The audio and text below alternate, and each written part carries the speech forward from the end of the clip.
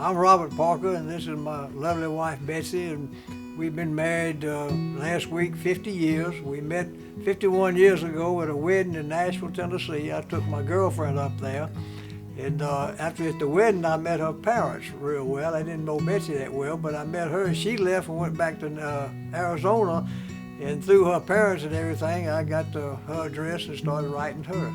We got married less than a year later, and had someone ask me the other day how many times we'd seen each other face to face before we got married.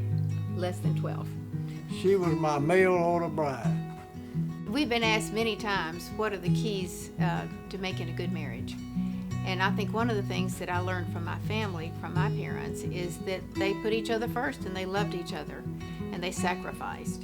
And I've tried to bring that into our marriage. Robert and I both have different interests, and I support him in his, and he supports me in mine. And I think that that's made a good marriage for us, that we've allowed one another to be who they really are, who God created them to be.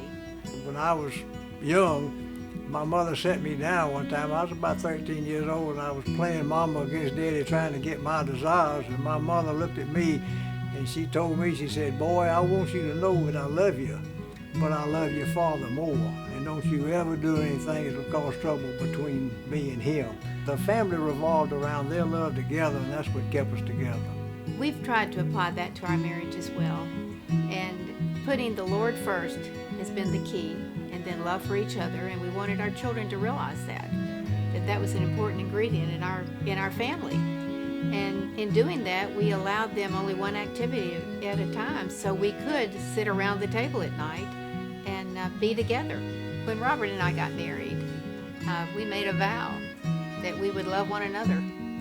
So we were committed, and the idea of divorce was never an option, never even thought about, even though there were times that, of course, I liked him more than others. The love was always there, and the commitment was always there.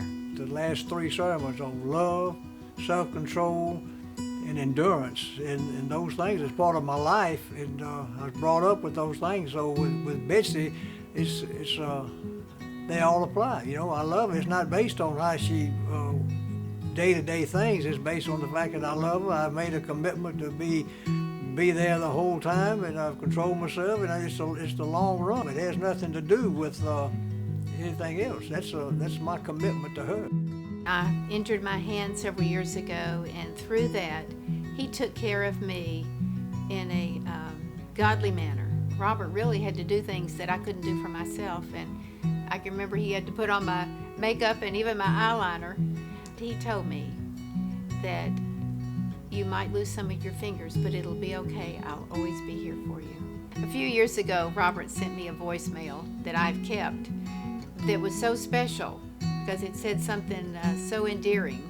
Yeah, and I sent her this voicemail, and I've told her other time, but I told her, I sent her a message that said, "Betsy, I just want you to know that I wouldn't trade you for any woman in the world," and that's still true today, and it'll always be true.